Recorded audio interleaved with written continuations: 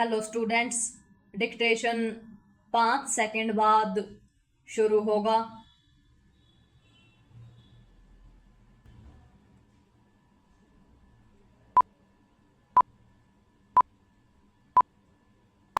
Start.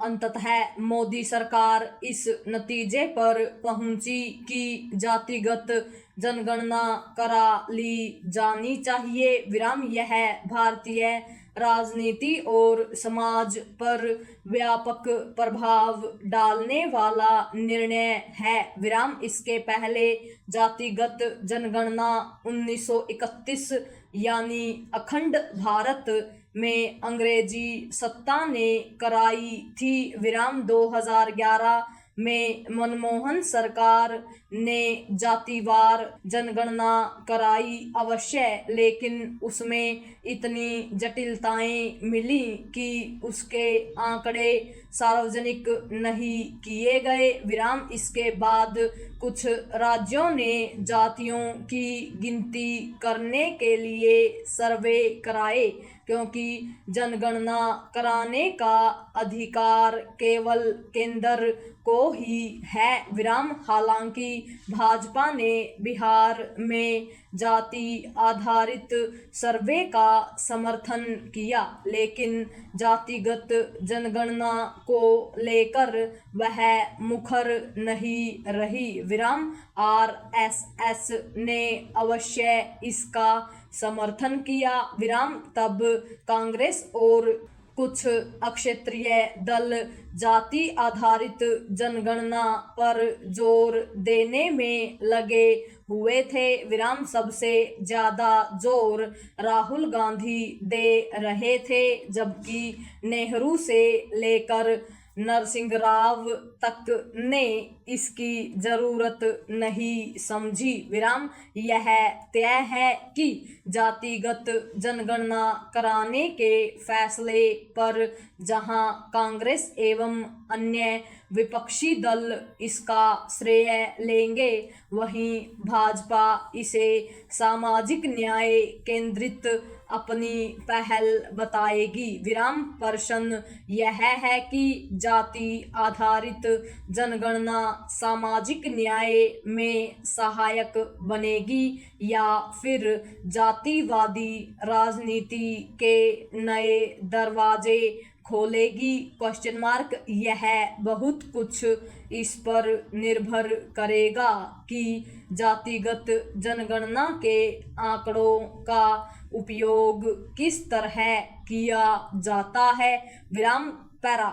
चूंकि जाति भारतीय राजनीति की एक सच्चाई है, इसलिए सैद्धांतिक तौर पर यही उचित दिखता है कि जब सामाजिक कल्याण की योजनाओं के क्रियान्वयन में जातियां एक आधार बनती हैं, तब फिर इसके स्पष्ट आंकड़े होने ही चाहिए कि किस जाति के कितने लोग हैं और उनकी सामाजिक आर्थिक स्थिति क्या है। विराम अभी तक अनुसूचित जातियों जनजातियों की तो गिनती होती रही, लेकिन अन्य पिछड़ा वर्ग यानी ओबीसी की नहीं। विराम अब सभी जातियों की गिनती होगी।